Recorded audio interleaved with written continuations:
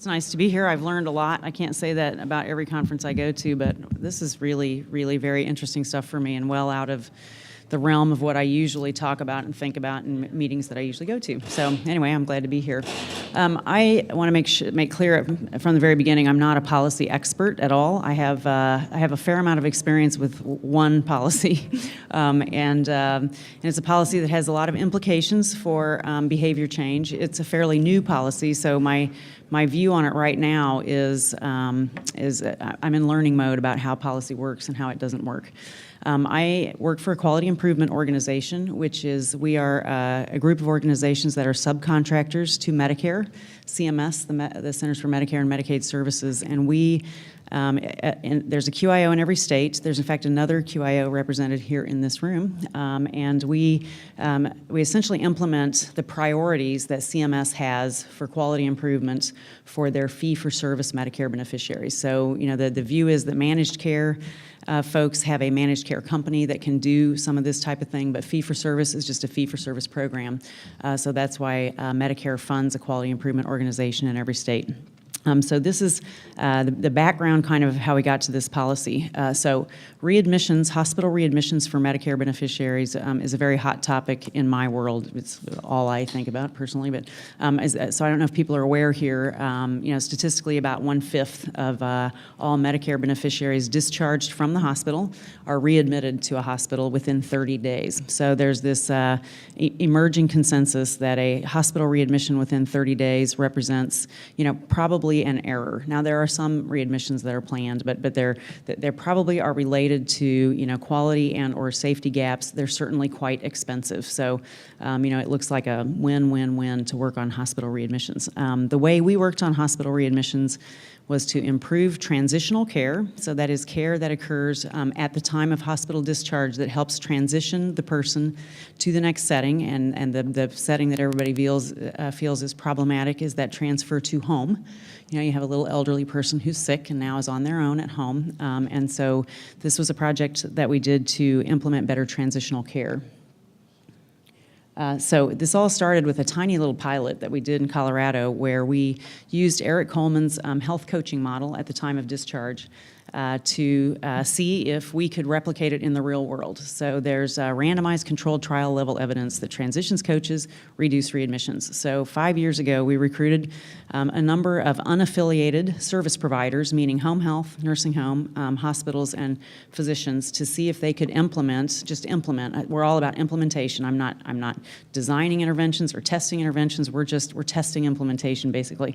And so here's what happened. We had results. You can't see those colors very well, but the coached patients had about 50% of the readmission rate as the uncoached patients. So we achieved the same kind of metrics that were in randomized controlled trials. So based on this, CMS funded a 14 community, a much more expanded pilot, which we just finished. And you'll notice Whatcom County is one of those communities. So in 14 communities, there was a replication effort to get providers to work together and to deliver interventions to patients for transitional care in order to reduce readmissions. And this is preliminary data. Our final data is in publication right now. But basically, in the 14 communities, 10 of them reduced readmissions to a statistically significant degree. So Medicare for sure noticed this.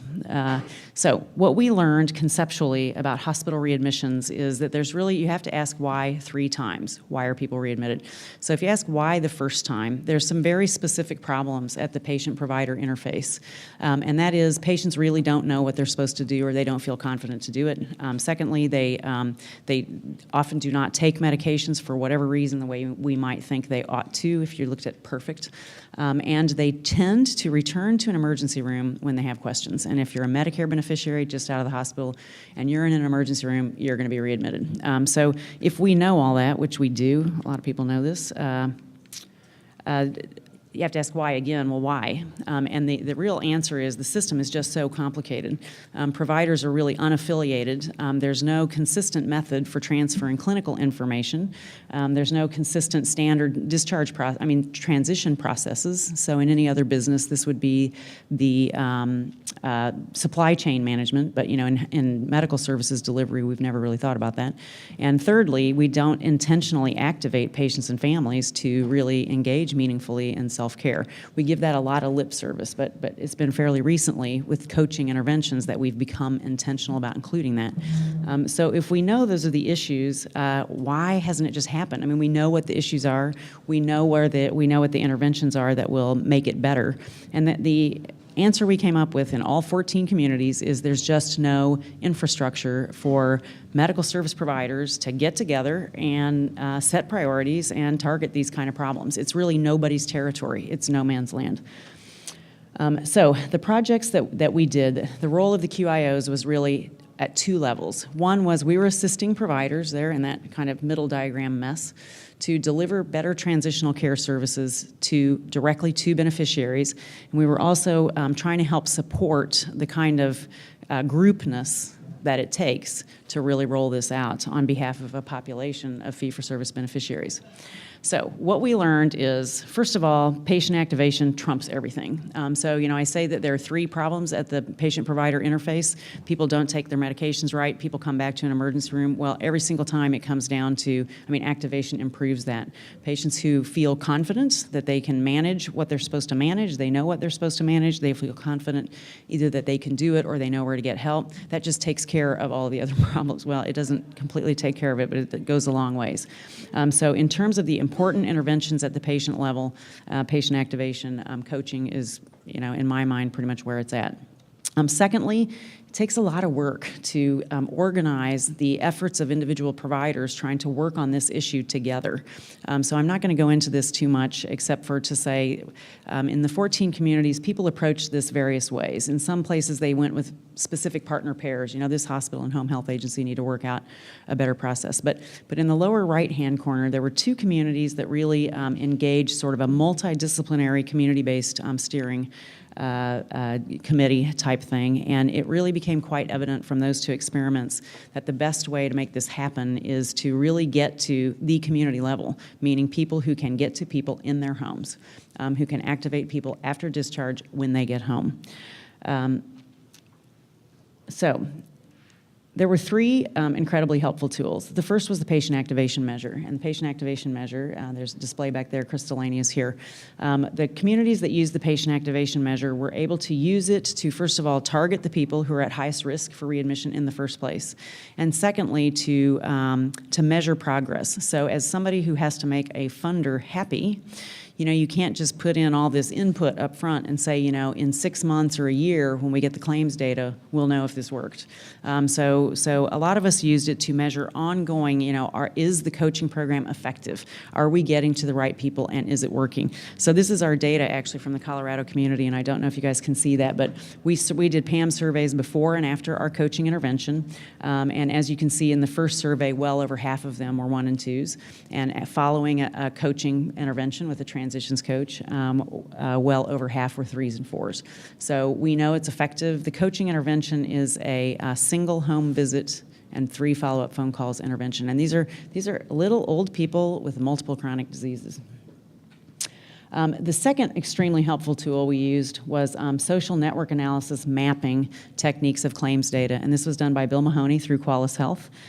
We took Medicare claims data and we made a relationship map based on that. So, when you think about it, if you transfer this person from hospital A to agency B, like 800 times a year you do that transfer, you would expect that there would be an actual relationship there to go along with all that transferring behavior.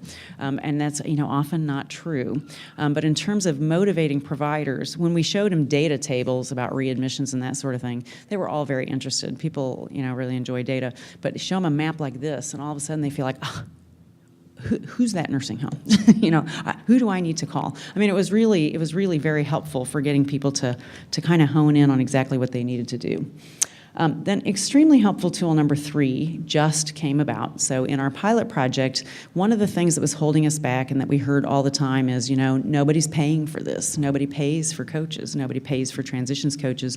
What is your sustainability plan? And what we had originally hoped is that by getting providers to work together to standardize process, that would actually loosen up a lot of resources that are not being used very efficiently, and that would allow people to do transitions coaching and other types of health coaching But in the end, it became clear that if we didn't have a payment mechanism, that really, this was going to be a project that went away when we went away. So I worked with a number of others, a cast of thousands, and with CMS, and we actually wrote a bill that was passed and is now in the Affordable Care Act. There's $500 million for hospitals to partner with community-based agencies that can deliver community-based in-home transitional care services such as coaching. So a coach has never been a payable profession under the Medicare program. So this is for Medicare fee-for-service beneficiaries. So there has to be a partnership between the hospital and the CBO. It's intended to pay for existing programs. In other words, Medicare is not going to pay to develop your program, but if you have a program and you can demonstrate that it's beneficial to Medicare beneficiaries, you can apply for Medicare to start paying for that. It's a roster bill, so that's how vaccines are paid for from the big vaccine folks. You just make a list of all the, if you're a community-based organization, here's the people I coached, you turn that into Medicare and they send you back the amount they have agreed to pay you for this service. The patient activation measure is a required measure and is being covered under the technical assistance contract for the communities that are to receive this payment under the CCTP. So we really were quite pleased with the way this legislation came out. It really, we thought, would allow a lot of springing up of similar projects, and it probably is. It's just probably too soon to know. However, to date, so the application period opened on April the 1st, and there have been several applications, but none have been successfully awarded. It's clear that there's not enough good understanding about what this policy is and how to apply for it. There's a frequent misunderstanding of what is a community-based organization and what is the role. Now, I have to say, this is one of my key lessons learned about policy. It is true that if you have a great idea, and that you can get it written into policy, that's what you should do. On the other hand, a lot of the details are figured out as people apply. So, it's a little bit frustrating. On the other hand, I think that's reality. To move a policy is a big project, and especially something like this. It's a little bit revolutionary in that we are now saying Medicare hospital insurance trust fund dollars can go to an organization that is not a medical service provider. So, I think the further the shift is from how things were, probably there's a lot more details to work out that you just can't anticipate. And there are a few existing programs with the data that they need for CMS to feel comfortable that they qualify for the program. So, new lessons. I would say my new lesson from all this is, I had always thought all along that policy, if you could just get policy in place, everything else would fall into place. And certainly if you could get payment, that's what we hear all the time. I'm waiting for payment reform. So this is a policy that created payment reform, and there's still a ton of work to be done for this to be, the success that we would all like to see it be. I mean, I think it'll work out, but this just for me was my learning moment, months. All right, so to summarize, right now we're in a situation where we know how to systematize behavior change to avoid hospital readmissions. We know how to do that. We mostly know who can get paid to do it. Now there's still a few details being worked out on exactly who is a CBO. And we're getting quite a bit more sophisticated about building collective impact. What is a partnership between a hospital and the community going to look like? And yet we're still not quite there because nobody has actually yet been funded to do this. I think actually the rumor is there are now 4 organizations that have been awarded, but they haven't been notified yet, so I don't know who they are. They don't know who they are. So in terms of next steps, so here's what I learned. It takes a bunch more education. I mean, I think the policy is there. People are trying to understand and to learn about it, but it's clear that with a new policy, there's still all the same kind of background and educational work that we do for any other kind of quality improvement or improvement initiative. Secondly, we need to be, I need to be, we probably all need to be much greater experts on how to actually facilitate good relationship building. So, and this is particularly between medical and non-medical providers. They speak different languages.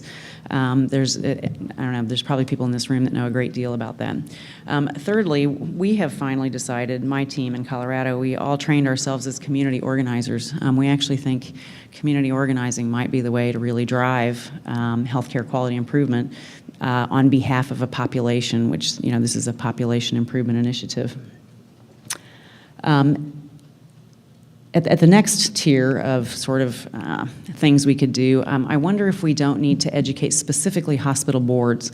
So here's one of the barriers that I am guessing at, but when you think about it, a hospital and a hospital CEO and all the people who touch patients in the hospital can all be 100% in agreement that what they want to do is reduce readmissions, which reduces admissions. So, an admission that happens within 30 days of another admission is called a readmission, but basically it's a hospital admission. So, that is the hospital's business case. So what happened in some of the communities that we worked with, visionary folks were really very, very effective, reduced readmission rates by 10, 15%. And when the project was over, somebody else writes that check and says, now we're moving on to other priorities.